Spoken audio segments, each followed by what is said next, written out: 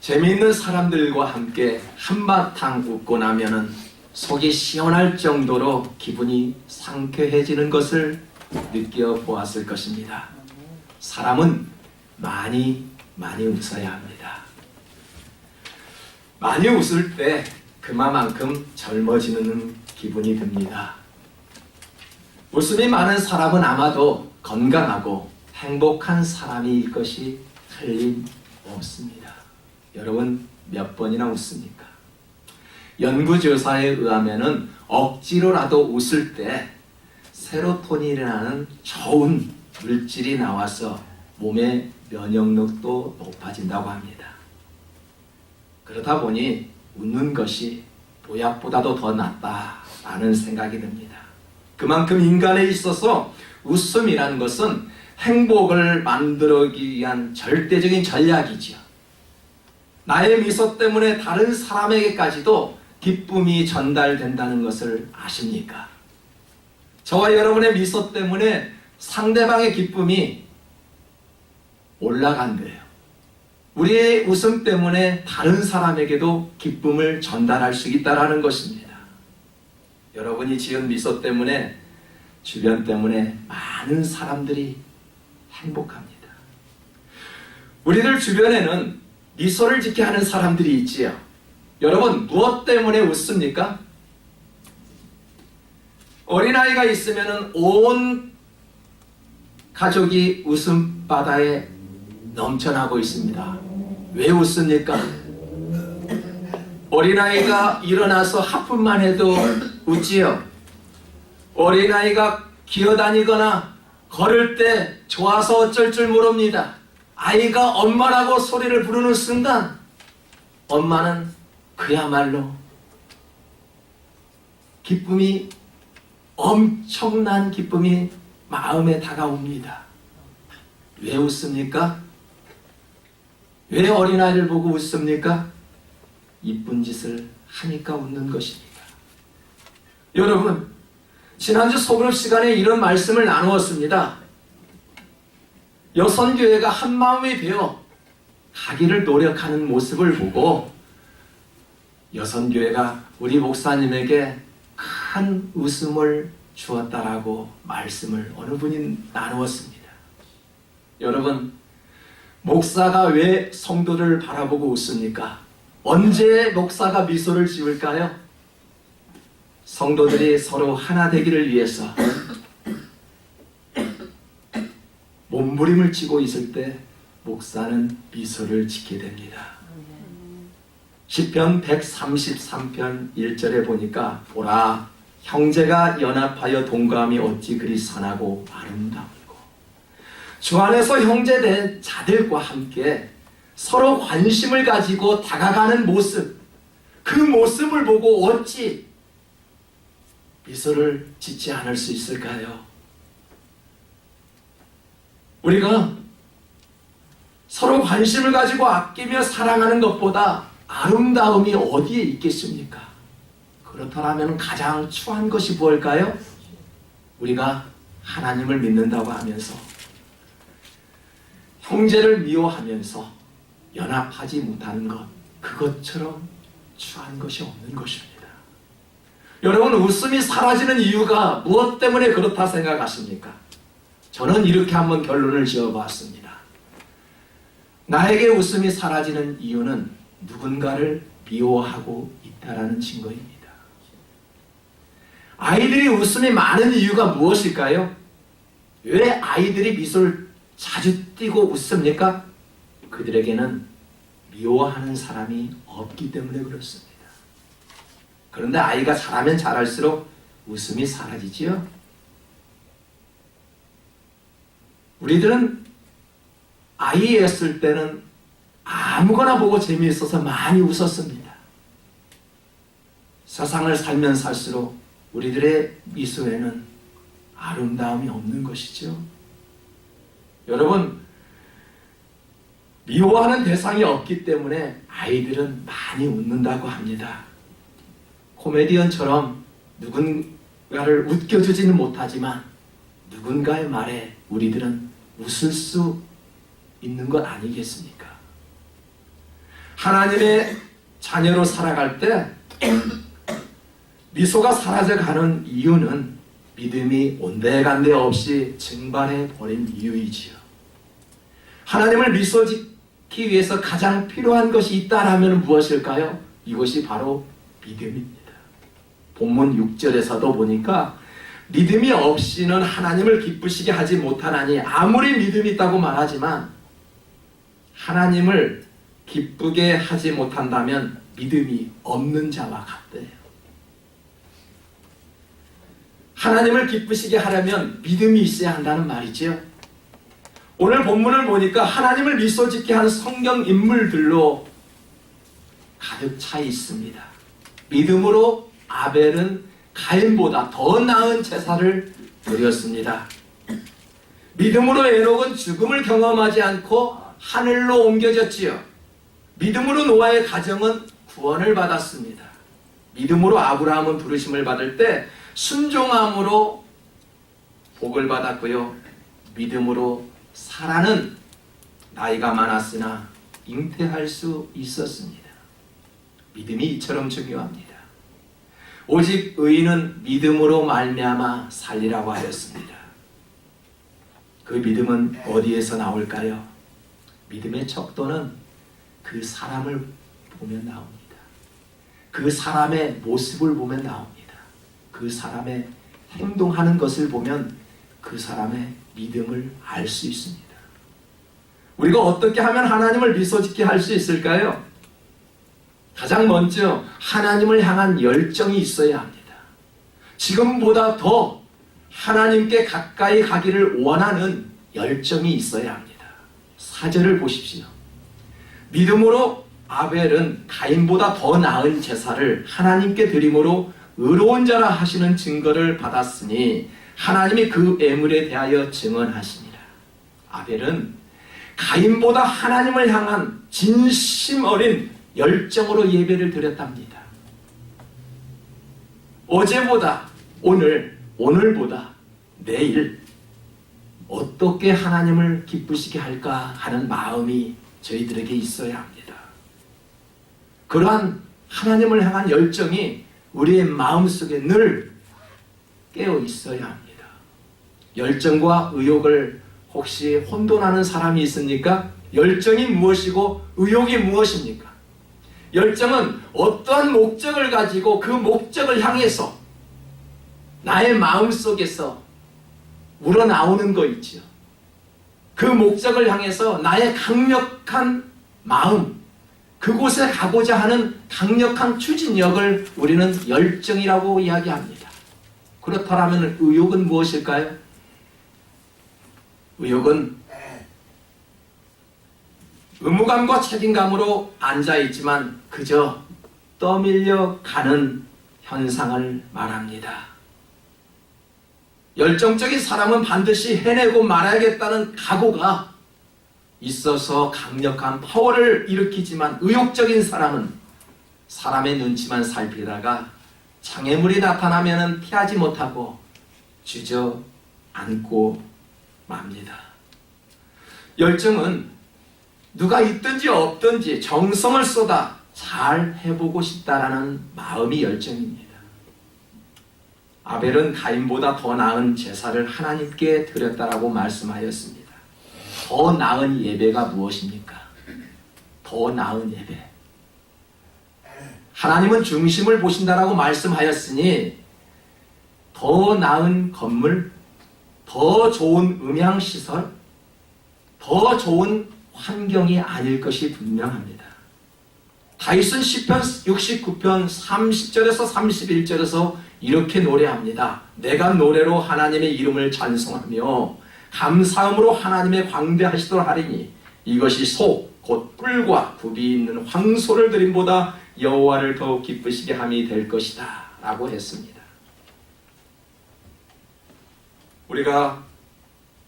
하나님은 우리가 계속해서 당신을 찬양하고 감사드릴 때 미소를 짓게 되지요. 마음에서 우러나오는 찬양을 받고 감사의 인사를 받는 것만큼 기분 좋은 일이 어디에 있겠습니까? 그것처럼 좋은 일이 없지 않을까요? 시편 68편 3절에서도 이렇게 말씀합니다. 의인은 기뻐하여 하나님 앞에서 뛰놀며 기뻐하고 즐거워할지어다. 예배는 하나님 앞에 즐겁고 기쁜 모습으로 드려야 한다라고 이야기합니다. 그래서인지 다윗은 하나님의 법궤가 들어올 때 자신의 바지가 내려갈 정도로 춤을 추었다라고 성경은 기록합니다. 하나님은 이때 다윗을 보고 미소 짓지 않았을까요? 과연 하나님은 어떠한 모습을 보고 미소를 지을까요? 하나님께 드려지는 가장 기본적인 행위, 예배의 모습을 보고 하나님은 이렇게 미소를 짓고 계신답니다. 저는 어머니를 미소 짓게 하는 방법을 잘 알고 있습니다. 어머니가 미소를 지을 때는 어머니가 만들어준 그 밥상을 맛있게 먹을 때 어머니는 미소를 지었습니다.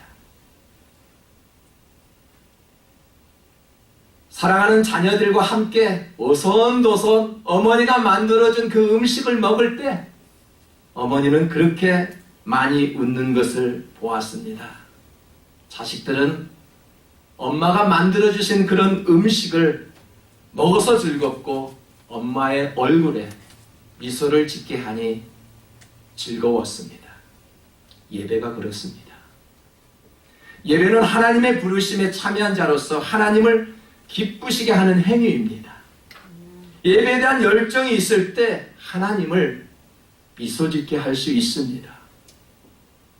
기쁨의 예배를 잊어버렸다면 속히 회복되어서 하나님을 기쁘시게 한다면 나에게도 기쁨이 오는 것입니다. 에베소서 5장 10절에 보십시오. 주께 기쁘시게 할 것이 무엇인가를 시험하여 보라 라고 하였습니다. 어떻게 하면 하나님께서 기뻐하는지를 우리는 잘 알고 있지요. 어떻게 하면 사람을 기쁘게 하는 것도 잘 알고 있습니다.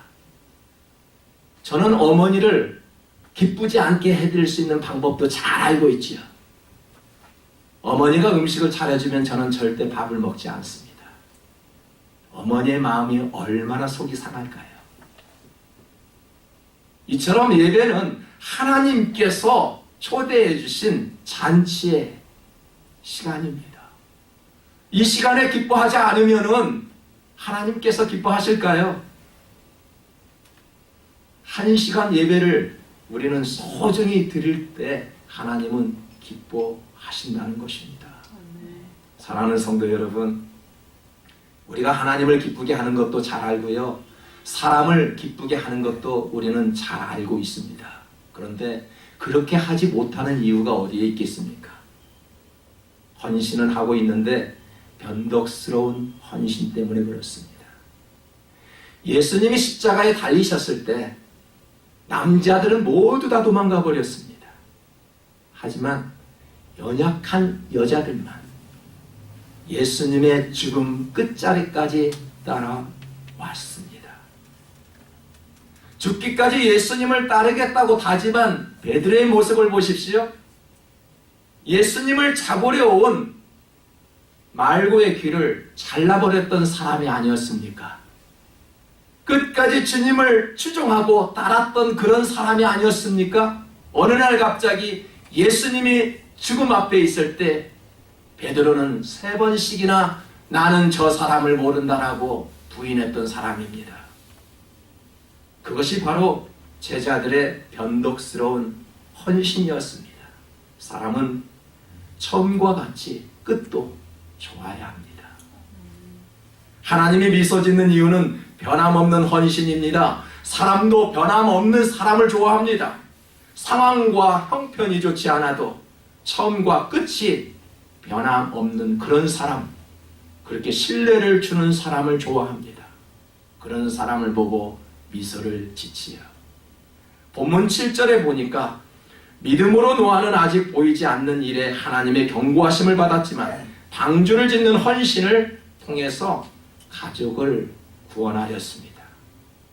아브라함은 자신을 부르실 때 순종하여 장래 유업으로 받을 땅에 나아갈새 갈 바를 알지 못하고 나아갔다고 했습니다. 노아는 방주를 짓는 헌신이 있었고 아브라함은 말씀에 대한 순종이 있었습니다. 헌신과 순종은 함께 가야 하지요. 헌신하는데 순종하지 않는다라면 문제예요. 말씀에 순종 안 하는데 헌신이 없다면 그것도 문제입니다. 노아 시대에는 온 세상 사람들이 도덕적으로 타락한 시대였습니다. 하나님을 기쁘시게 하는 삶이 아니라 자신의 기쁨을 위해 살아갔습니다. 하나님을 향한 관심을 전혀 찾아볼 수 없었고요. 자신의 목숨에만 연연하며 살아갔던 그런 시대적 상황이 있었습니다. 이것으로 인해 하나님은 슬퍼했고 인류를 창조한 것을 후회하면서 얼마나 많은 분노를 하셨는지 인간을 모두 멸망시키겠다는 마음을 가졌습니다. 이때 한 사람을 발견하지요. 그 한 사람을 보고 하나님은 미소를 짓지요. 바로 노아였습니다. 창세기 6장 8절에 보십시오. 그러나 노아는 여호와께 은혜를 입었더라. 많은 사람 중에 하나님이 노아를 보고 좋게 생각하여 하나님 마음에 들었다는 것입니다. 하나님은 이처럼 인류를 재창조하기 위해 다시 처음부터 시작하는 마음으로 노아에게 방주를 짓는 그런 헌신을 요구하지요. 120년 동안 방주를 지었다고 하니 노아의 방주는 노아가 마음대로 짓지 않았습니다. 하나님이 지시한 대로 지었습니다. 나무의 종류, 나무의 길이, 넓이, 그 방주의 높이, 창문은 어디에나 놓고 문은 어느 쪽에 할 것인지라는 것을 지시를 받았습니다. 모든 생물은 암수 한 상씩만 방주 안으로 들어가고 모든 양식을 준비하라고 하였습니다. 노아가 그와 같이 하나님 말씀을 준행하니 성경은 노아에게 충성스러운 사람, 의로운 사람이라고 기록합니다. 모든 지시를 다 준행하였대요. 이것이 헌신입니다. 아브라함은 하나님을 부르실 때에 자신이 갈 바를 알지 못했다라고 이야기합니다. 여러분, 우리의 방향은 우리가 너무 잘 알고 있죠. 내년에 계획은 어떻게 하고요, 나는 한 달 후에 계획을 어떻게 하고요, 앞으로 어떻게 해야 되겠다는 것을 우리는 너무나도 계획을 철저하게 세우는 사람들입니다. 아브라함을 한번 보십시오. 하나님이 부르실 때 갈 바를 알지 못했대요. 그럼에도 불구하고 하나님이 부르시는 말씀에 순종하였대요. 다른 점이 무엇입니까? 여러분, 갈 바를 알지 못하였지만 믿음으로 나아가는 것, 이것이 바로 순종입니다.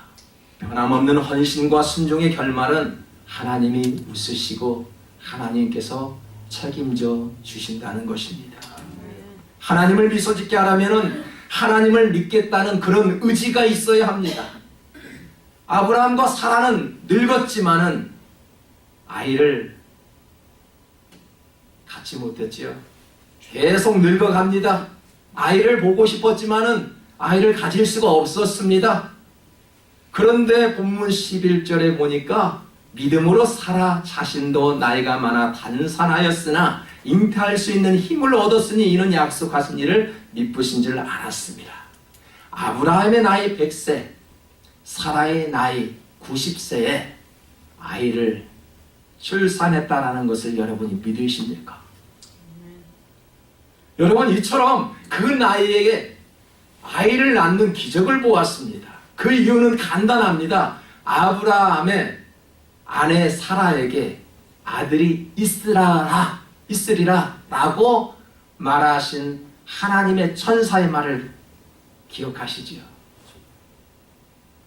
너의 아내 사라에게 아들이 있으리라 라는 것을 믿었습니다.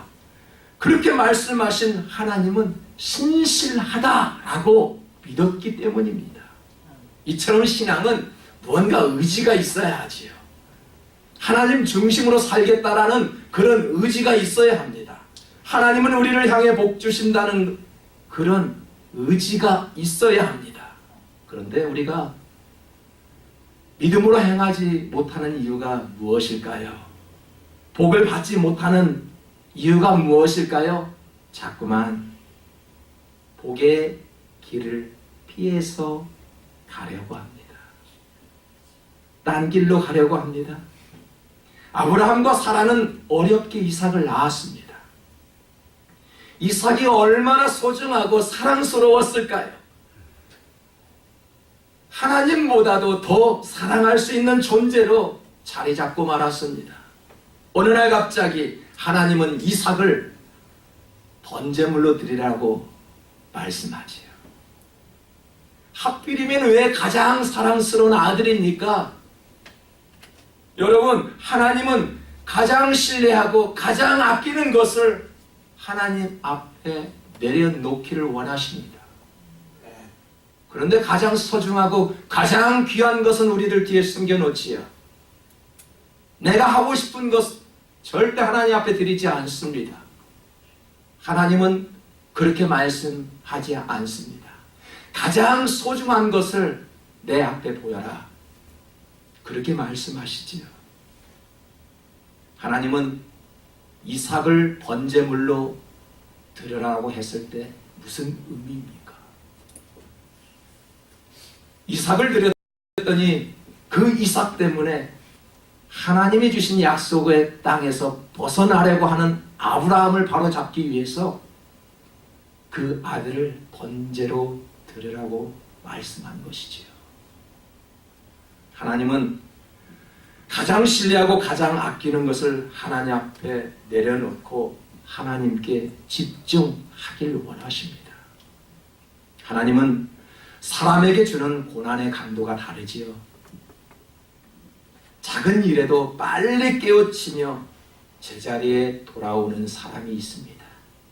그런 사람이 있는가 하면 소중한 것을 다 잃고 나서 그때서야 후회하면서 하나님 앞에 돌아오는 사람도 있습니다.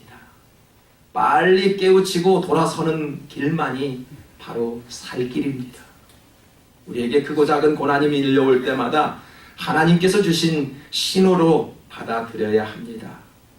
예수님을 믿는다고 말하면서 좋은 일만 있는 것도 아니죠.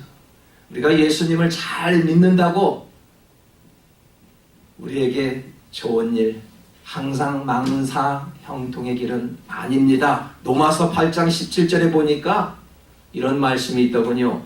자녀이면 또한 상속자 곧 하나님의 상속자요 그리스도와 함께한 상속자니 우리가 그와 함께 영광을 받기 위하여 고난도 함께 받아야 할 것이니라. 하나님의 영광을 차지할 사람은 누굴까요? 하나님께서 주신 그 고난을 잘 받아들여야 한다는 이야기죠. 우리가 예수 안에 살면서 고난이 밀려올 때마다 그 고난을 잘 받아들일 때 하나님의 영광, 하나님께서 주신 그 약속의 땅을 차지할 수 있다라고 말씀합니다. 여기에서 말씀이 그치면은 얼마나 많이 우리가 서운할까요? 주님을 믿으면 고난도 당할 것이다. 여기에서 말씀이 그쳐버린다라면은 우리들은 실망할 것입니다. 그러나 현재의 고난은 장차 너에게 오실 그 영광과 비교할 수 없다라고 이야기하였습니다. 우리의 고난, 나중에 우리가 나타날 영광과 비교할 수 없다라는 말씀 때문에 우리가 고난에도 넘어지지 않고 참고 걸어가는 것이 아니겠습니까? 사랑하는 성도 여러분, 우리의 삶 속에서 밀려하는 그 고난을 어떻게 이겨낼 수 있을까요? 예수님을 의지함으로 이겨낼 수 있겠지요. 말씀에 순종하겠다는 의지와 죄로 인식하고 죄를 죄라고 인식하고 회개하겠다는 의지가 있는 그런 사람을 향해서 우리 하나님은 미소 짓게 됩니다. 하나님은 열정 있는 일꾼을 보시고 미소를 짓습니다. 하나 없는 헌신과 하나님 앞에 충성하며 하나님 중심으로 살겠다는 그런 의지에 감동받아 우리 하나님은 미소를 짓습니다. 여러분은 무엇을 보고 웃는다고요? 아이의 예쁜 짓을 보고 웃는다고요? 착한 행실을 보고 미소 짓지 않습니까? 그렇다면 우리도 하나님 앞에 예쁜 모습으로 나아가 하나님 앞에 노아처럼 의인이라고 인정받을 수 있는 그런 믿음의 성도들 되시기를 주님의 이름으로 축복합니다. 다 같이 기도합니다.